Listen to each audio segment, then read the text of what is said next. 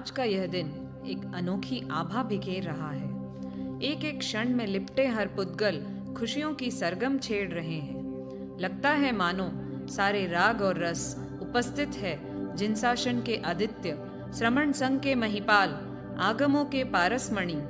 जितना कहूँ शब्द कम पड़ रहे हैं इन महान व्यक्तित्व का गुणगान करने में। मैं सौभाग्यशाली हूँ आप सबको अवगत करते हुए कि आज के इस अनुपम दिवस पर, जिस दिन आज से 57 वर्ष पूर्व एक ऐसी चेतना का जन्म हुआ था जो आगे चलकर जिनसाशन के चमकते सूर्य बने, आइए हम सब मिलकर आज इस शुभ दिन पर हमारे परम पूज्य युवाचार्य जी श्री महेंद्र ऋषि जी मारासा की जीवन की महत्वपूर्ण कड़ियों को निहारें। चलिए ले चलते हैं आप सबको उस माटी पर जिसने शेरों को जन्मा है, वही गांव जिसकी हवाओं में वीरता महकती है, वही गांव जिसे चाकण के नाम से जाना जाता है। चाकण का भटेवरा परिवार एक समृद्ध, धार्मिक और एक माला में पिरोए हुए मोतियों से सुसज्जित परिवार है। अत्यंत धर्मनिष्ठ सुश्रावक स्वार्थी लालजीसा भटेवड़ा एवं उनकी धर्मपरायण अर्धांगिनी सुश्राविका श्रीमती लीलाबाई जी सा भटेवड़ा अपने होने वाली संतान के आगमन पूर्व द्वितीय पटदर आचार्य श्री आनंद ऋषि जी मारासा के दर्शन हेतु पंजाब के मालेरकोटला गांव की ओर प्रस्थान करते हैं और फिर इतिहास रचने की शुरुआत हुई। सामूहिक प्रवचन सभा संपूर्ण कर दंपति आचार्य के दर्शन करते हुए सुख साता गुरुदेव। गुरुदेव, मेरी ये मनोकामना है कि मेरी आने वाली संतान, चाहे वो लड़का हो या लड़की, मैं जिन शासन को समर्पित करूं, आपके चरणों में समर्पित करूं। हो गुरुदेव, श्राविका जी ने तो जैसे मेरे मुख्य शब्द ही ले लिए। मेरी भी यही भावना है कि मेरा पुत्र जिन शासन का सूर्य बने और आपके शरण में ज्ञानार्जन करके जिनत्व का प्रचार करे, और यही मेरी भावना है। आपके भाव बहुत अच्छे हैं, आगे के भाव देखेंगे। समय बीतता गया और अपनी छटा बिखेरता गया। बूंद बूंद मिलकर समुद्र बन रहा था। 5 अक्टूबर 1967 में भटेवड़ा कुल में दीप प्रज्वलित हुआ, जिनका नाम रखा गया मंजू कुमार। मंजू कुमार हर बच्चे जैसे खेलते, मस्ती करते, साथ साथ पढ़ाई करते थे। शायद नियति ने सब कुछ पहले से ही सोच कर रखा था। आखिर वह सुवर्ण दिन आ ही गया जब गुरुदेव चाकण पधारे। आज गुरुदेव पधारेंगे चाकण में। सभी गांववासी गुरुदेव के आने की तैयारी कर रहे हैं। वे मेरे भी आराध्य है। एक खुशी है, पर मैं कैसे भेजूं मंजू को उनके साथ। छोटा सा 7 साल का कोमल लड़का है मेरा। कहाँ खो गई हो मंजू की माँ? गुरुदेव चाकन पधार गए हैं। हाँ, गुरुदेव की तैयारी तो की है, पर क्या हम मंजू को उनको सौंप पाएंगे? कैसे सौंप देंगे? एक अलग सा आकर्षण है उसकी हर बात में। कैसे रहेंगे हम उसके बगैर? लेकिन आज तुम कमजोर नहीं पड़ सकती। हमने यह मिलकर तय किया था, तुम्हें दृढ़ रहना होगा।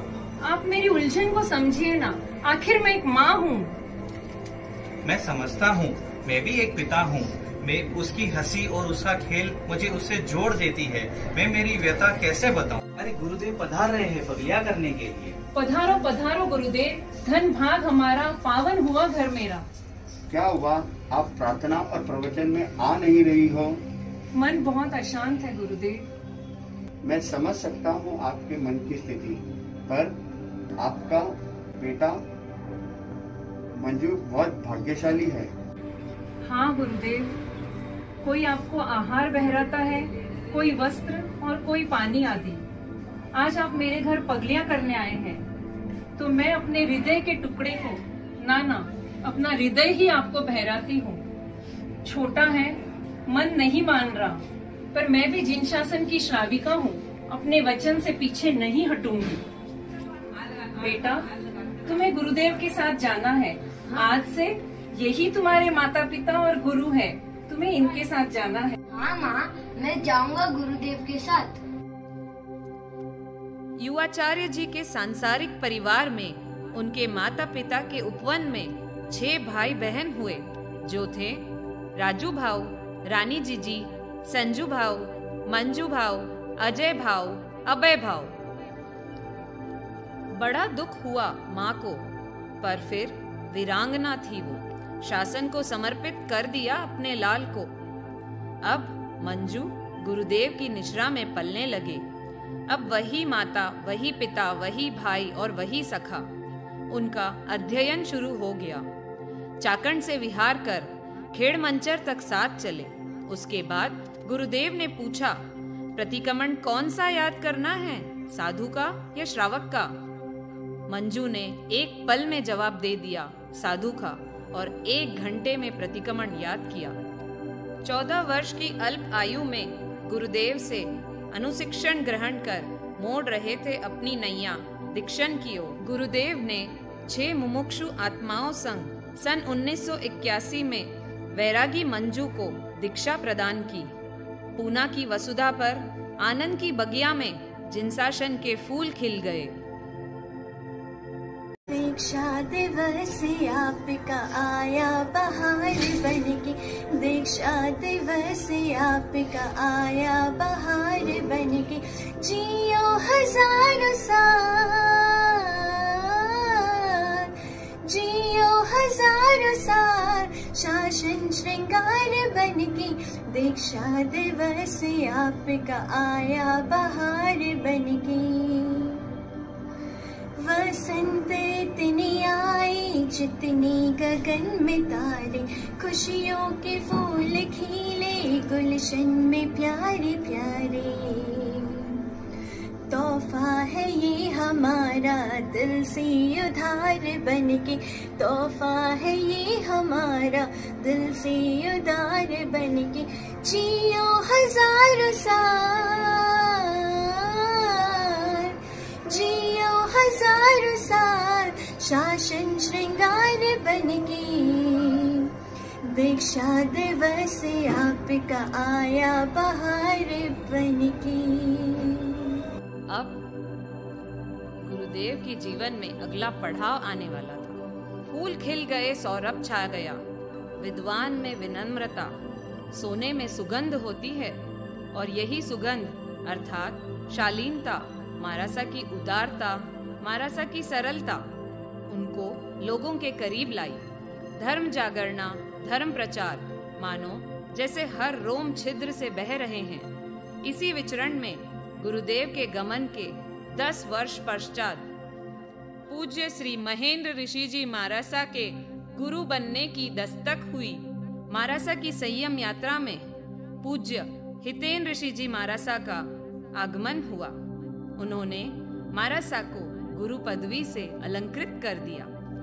आखिर महेंद्र हितेन की युति जोड़ी अभिजात हुई, जिसके बारे में आने वाली पीढ़ियां द्रोणाचार्य अर्जुन समान उदाहरण स्वरूप सुनेंगी और पढ़ेंगी। यह गुरु शिष्य जोड़ी अपनी साधना और क्रिया संयम यात्रा में चलते गए। इसी संयम यात्रा में सन 2012 में आचार्य श्री डॉक्टर शिव मुनि जी मारासा के कर कमलों द्वारा पूज्य महेंद्र ऋषि जी मारासा को मंत्री पद से अलंकृत किया। पर कहते हैं ना, कालेन सर्वत्र गर्भ स्थिति, अर्थात हर व्यक्ति का परिश्रम समय आने पर उसको चमकाता है। आखिर युवाचार्य पदवी प्रतीक्षा कर रही थी अपने महेंद्र ऋषि जी का। पूज्य आचार्य प्रवर डॉक्टर शिव मुनि जी मारासा के कर कमलों से सभी श्रेष्ठ, ज्येष्ठ, वरिष्ठ संतों के सानिध्य में 2015 का महासम्मेलन इंदौर में हुआ। सैकड़ों साधु साध्वियों एवं लाखों श्रावक श्राविकाओं की सहमति से एक साथ एक स्वर में पूज्य श्री महेंद्र ऋषि जी मारासा को युवाचार्य पद की चादर ओढ़ाई गई। युवाचार्य पद से विभूषित होकर जिन शासन की प्रभावना करते हुए गांव-गांव, शहर-शहर विचरण करते हुए महेंद्र ऋषि जी मारासा युवाचार्य पदवी से मंडित हुए। पश्चात उनके दूसरे शिष्य का पदार्पण हुआ। नागपुर में पूज्य श्री धवल ऋषि जी मारासा की दीक्षा संपन्न कर सिकंदराबाद की ओर पधारे और त्रय नगर में चारों ओर खुशी की लहर छा गई। बड़े पुण्य योग से सिकंदराबाद की धरा पर युवाचार्य जी के चरण पड़े। सिकंदराबाद श्री संघ को युवाचार्य जी के चातुर्मास का लाभ मिला। 18 अप्रैल 2023 को त्रय नगर में प्रवेश हुआ।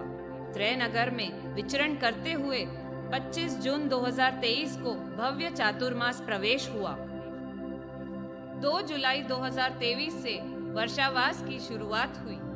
यह दुर्लभ योग ही है जो ब्रह्मांड ने तय किया है। युवाचार्य जी के सानिध्य में इस अवधि में रत्नत्रय की आराधना उत्कृष्ट हो रही है। युवाचार्य जी महेंद्र ऋषि जी मारासा आदि ठाणा 3 एवं उप प्रवर्तनी कंचन कंवर जी मारासा आदि ठाणा 6 के पथ दर्शन से सिकंदराबाद एवं त्रय नगर के सभी जन समुदाय का अभ्युदय हुआ है। पूज्य युवाचार्य जी के जन्म दिवस पर यही भावना हम सब भाते हैं।